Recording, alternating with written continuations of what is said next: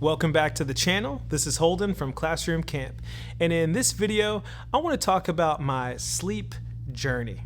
During the 2024-25 school year, one of my personal goals was to get better sleep. I got tired in the previous year of showing up to work feeling awful, only having about 5 hours of sleep, no energy, having headaches and things like that, and I said, I gotta do something about it. And you know, if you're like me, you enjoy your sleep as well. And so I want to talk about the strategies and different things I tried to make things better for myself. And we're going to look at all that here in this video. And before we get started, you know, if you enjoyed this video, make sure you hit the like button and consider subscribing to the channel. I would love to have you here in the Classroom Camp community. So let's talk about this sleep journey.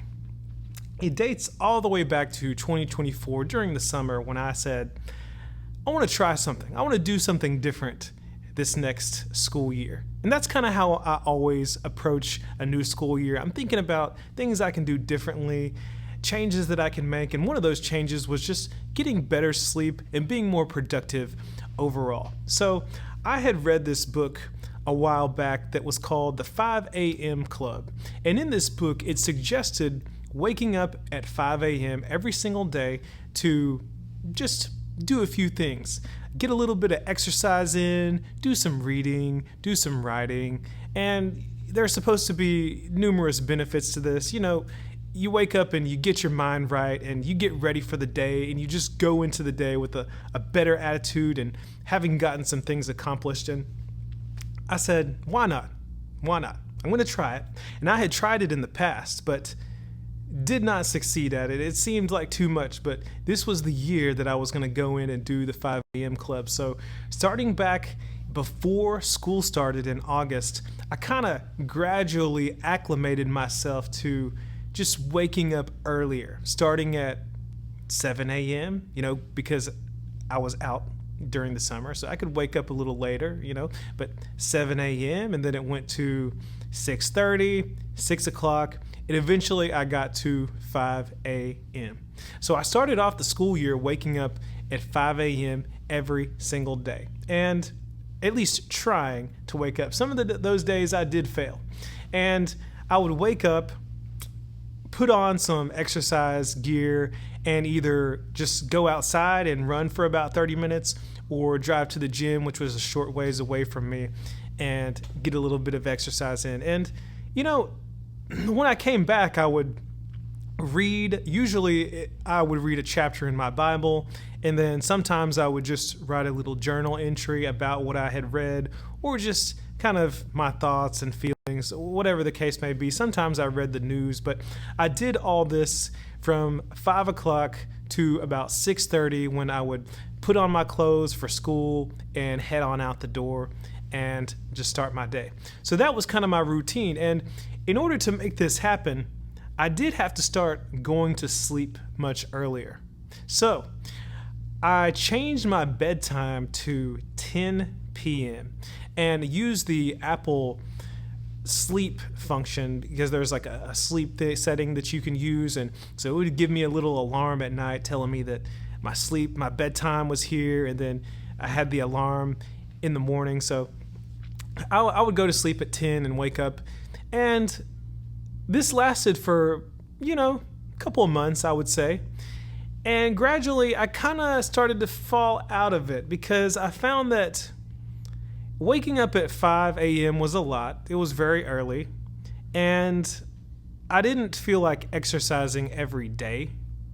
So I moved from exercising maybe, 2 or 3 times a week, and just waking up early on Monday, Wednesday, and Friday or something like that. And it seemed like a lot. While this is all going on, I drank a lot of coffee and a lot of energy drinks as well.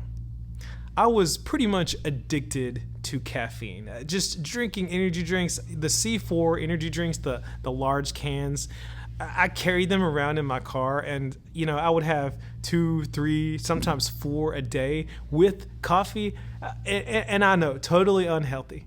But I was just constantly guzzling. That was my main drink. I drank it more than I drank water, and it was a lot. And I didn't really understand how that affected me at the time. Later on, as you'll find out in the story, I kind of did. But that was something else that was going on. And I found myself every day, even though I was going to sleep early and waking up early, I still would get off work and feel exhausted. Like I needed to take at least a 30-minute nap or something. So even though I was supposed to be getting more sleep at night, I still didn't feel all that rested, and it was difficult to get up, and I was still having to take naps. And it wasn't the best. It wasn't working out so well. So I kind of fell out of that and started waking up at 6.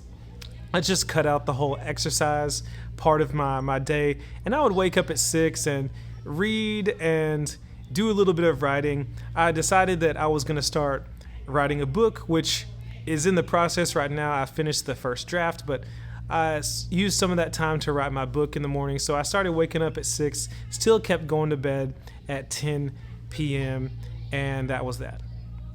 So that lasted for a while, and yeah, I felt pretty good at school.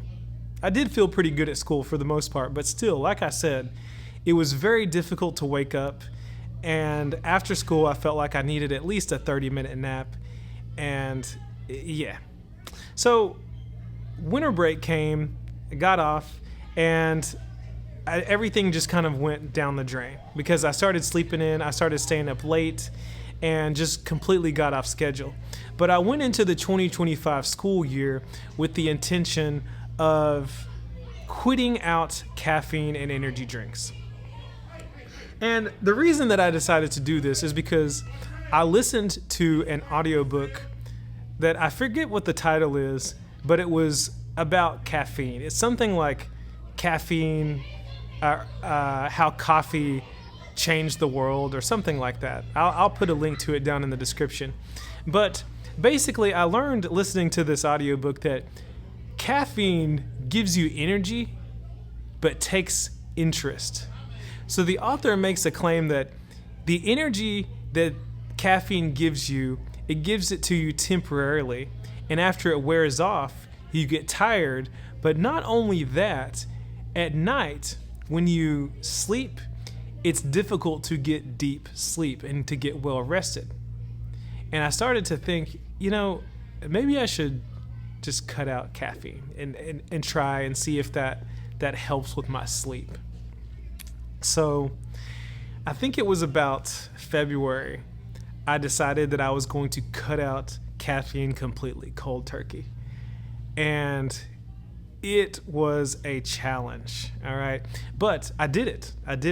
So and one day I just decided that I was gonna stop drinking caffeine. I drank my last bit of caffeine on a Saturday, and then Sunday I started dry, and I went through a detox process. And I was a little irritable, didn't feel the same, felt a little off, for a while, but just completely stopped drinking caffeine. And in February, kind of like how my sleep habits are now, my normal habit is to go to sleep at around 10 or 11 p.m., and then I'll wake up at about 6:15. My first alarm goes off at 6, but I don't really get out of the bed until about 6:30, and I'm kind of awake at 6:15. So I have completely cut out caffeine. And truthfully, I don't miss it. Because I still drink decaf. So, because I love the taste of coffee, and I love the flavorings you can put in it. So I still drink decaf every single day. It is one of my main drinks, and I love it. But I have not had any caffeine. I think I might have accidentally drank an unsweet tea one time, and someone that I was with said that it has caffeine in it, and I was like, yeah, I don't know, I didn't know that. But other than that, no caffeine. And let me tell you how that has affected my sleep. Every single night, I have the most vivid, awesome dreams.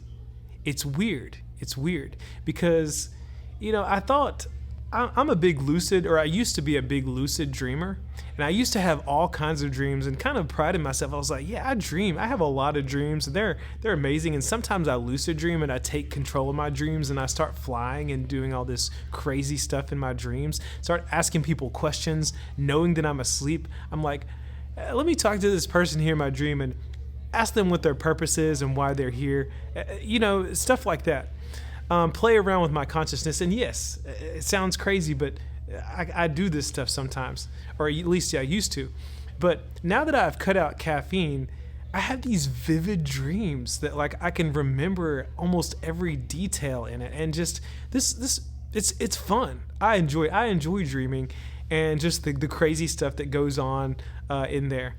And that to me is a sign that I'm getting much better sleep. And I can feel it. I can feel it. Right now, I got so much energy, and no caffeine required, no energy drinks required. At school, I have not felt bad at school as far as sleep is concerned. I haven't had those headaches, sleep deprivation headaches, or anything like that ever since I started this. And so I've been off caffeine. Right now it is May. Okay, it's the end of school, and here we are. So my routine normally is these days, first of all, no caffeine, but I wake up at about 6:30 now. I've kind of backslid on my whole 5 a.m. club, but I have a ton of energy at school. Then I go home, and I still am tired, quite exhausted from just everything that goes on at school. I take about an hour nap and then end up going to bed at around 11. That's kind of how it's been for these past few weeks. And I'm not disappointed in that because it's the end of the school year. I'm not really having to do as much at work as far as lesson planning and things like that. So I'm not as stressed in general, and so I can sleep a little bit later and then go to sleep a little bit later and then kind of roll out of bed and get going to school. So that's where I am right now at the end of the school. And was it a success or failure? Well, I would say that I wouldn't call it a success or failure. I think that I'm happy where I am right now, having tried out a few different things and eventually settled on just cutting out caffeine in order to get better sleep at night. And I still use my sleep timer or whatever, the sleep app on my iPhone, and that kind of helps me keep track of things. But I feel good about myself. I have plenty of energy. I don't feel drained ever, and things are good. Would I try some of these things in the future? Absolutely.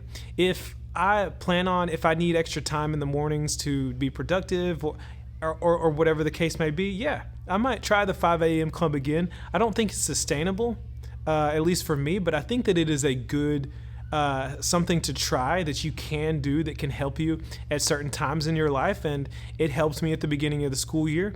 And I might try it again during this beginning of the next school year. So who knows? But that is pretty much my sleep journey and where I am right now. So I'm curious now, what are your sleep habits like? What are some things that you have tried? How have you been able to get better sleep, whether it is for school or maybe you're not a teacher and you work in another profession and you need extra sleep? What are some things that you have done, and what did you find helpful in this video?